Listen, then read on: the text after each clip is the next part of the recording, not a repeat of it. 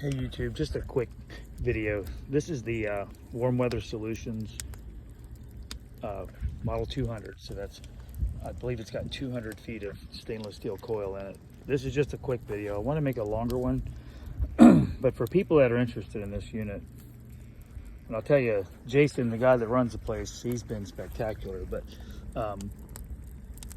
just a couple little things. I'm going to make a longer video, but if you're considering buying one of these, just a couple things. The biggest thing right here I want to show is that when this thing's fully combusting and it's got good wood in it, good solid dry, this is locust is what I'm burning, and that's what those trees are in the background. You really have no smoke. The whole consideration about smoke, I mean, once it's fully going, I mean, I'm hoping you can see the heat waves in there. But if you have a consideration about your pool location and, you know, smoke being an issue, I'm gonna, like I said, I'm gonna make a longer version of this because I really like this thing. I've used it for a couple seasons now, and there's my plumbing. There you got your shut-off valves. There's my temperature probes right there for in and out, and it goes down, you know, to the pool pump down there. But fantastic unit. I've had excellent luck with it. I believe it's currently like maybe 67 degrees in the fall, and my pool's about 85. So just another quick note, this is the type of wood that I'm burning. This is like 99% locust split. It's been dried and stacked for, this stuff's been actually dry for a couple solid years. But it's what I considered at the very beginning, like how much is smoke really going to be an issue or a problem? And it's basically nothing. I mean, when it's good, when you got good, dry, clean wood, it's outstanding and really big, solid heat output. And as you can see, like the insulation, I mean, that's nothing. That's just barely warm. I mean, it's warm, but it's not excessively hot, obviously.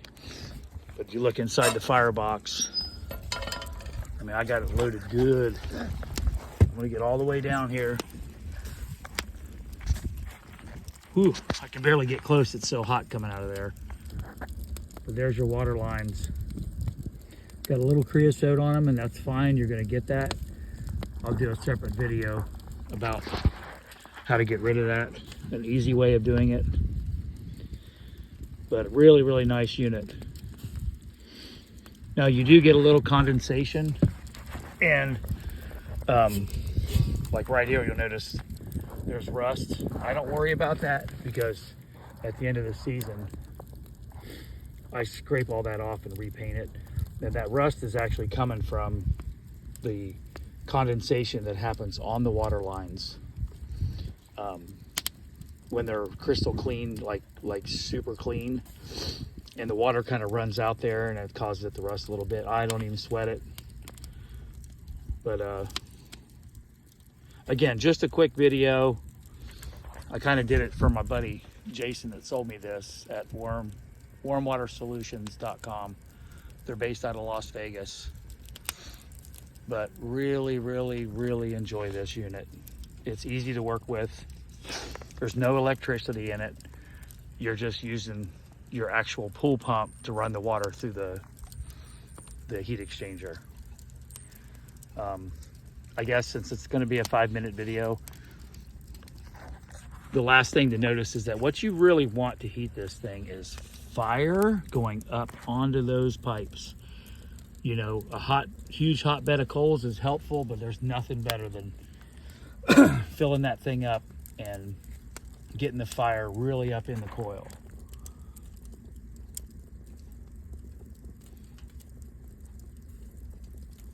So very nice setup. And this, again, this is my second season using it. There's a little fire poker that comes with the unit. It's pretty nice because it's really long and heavy duty. Easy as pie to work with. And then shut your door. My door's a little bit dirty. That's because I had a lot of condensation when I first started using the unit again. You know, that's just the thing. This thing is easy to work with as long as you got wood. And you really want clean, dry, split wood.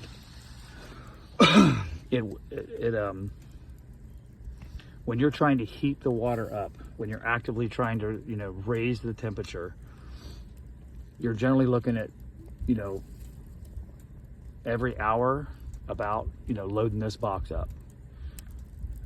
And generally speaking, like in this kind of cooler weather, about 70 degrees, it was say in the low 60s overnight.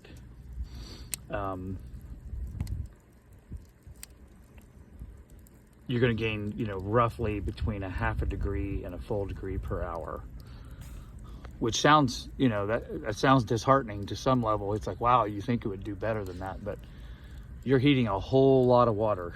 You know, I think mine's like 26 or 27,000 gallons. That's a lot of energy going into that water.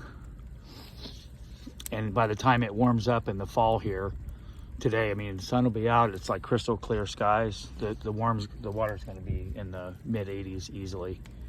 Super comfortable. And another thing that I'll do, and I'll include it in my next video, is I mentioned that just a hotbed of coals doesn't do a whole lot.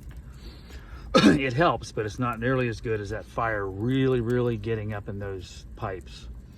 When I get a nice big stack of hot coals, I got these ash buckets that I put the coals in and snuff them out. Excuse me. I steal it of oxygen, so I actually make charcoal for cooking. So there's yesterday's stash, and I use that to cook roasts and things like that on the Dutch oven. It's fantastic. So just a quickie. I'm trying to think of anything else I could show on there. There's the side access panel. Here's how this hooks up. Now, one thing that's nice is with these extensions on here, I can unhook both lines very quickly if I want to, you know, put some heat on it to get the creosote off of it. And there's your shut-off valves. Now, I did a more unique experience. I actually wasn't really planning on making this video, but I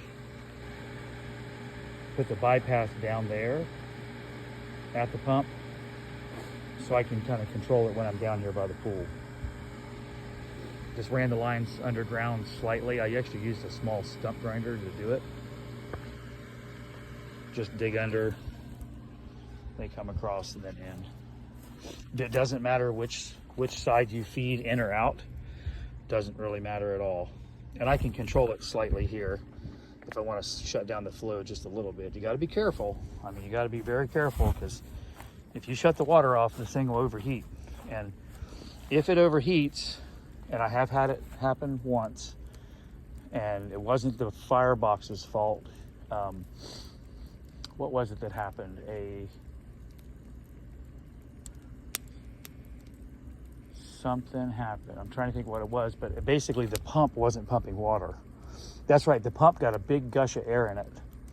And when it did, it basically kept the pump from actually circulating the water, and I came out and the lines had melted off, but it did not damage the box.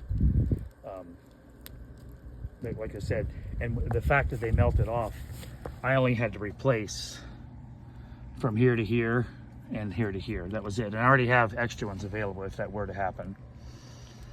So pretty slick, very nice design, super well built. I mean, this thing's like a gun safe. It was heavy, you know, getting it moved. And as far as the pad, I just I didn't pour anything. I dug a hole and put some gravel down and then put these big pavers on to set it on. And I leveled it, ironically, I leveled it with a couple splitting wedges. They're cheap, didn't take a lot of work. So probably a little bit more of a video than I planned on doing. But you can see the access panel there. I can get out and take the whole heat exchanger just pulls right out. It's heavy though. I mean, it's you got your work cut out for you. It's like, I don't know, 125 pounds or so, but it's kind of awkward to pull out, but it's easy to get out if you had to. I took it out on my own just to see, and I'll probably never touch it again. You don't really ever have to move it. Anyway, I'm super happy with this. So Warm Water Solutions 200, I believe they make a, maybe I think an 80 maybe, or a 100, 200, a 300, but I'm nothing but happy with this thing. So last view, I mean, you see the fire that was in there. And I guess, again, more of a video than I planned on, but I'm gonna go ahead and load this firebox a little bit and kind of show you, in my mind, the perfect setup. You really kind of want it to be like an X. You don't really want to lay them in there parallel.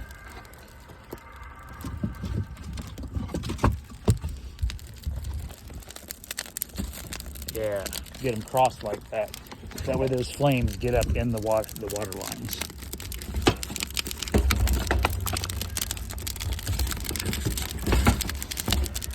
Well, that one didn't work as well. It's hard to do this one-handed. There we go.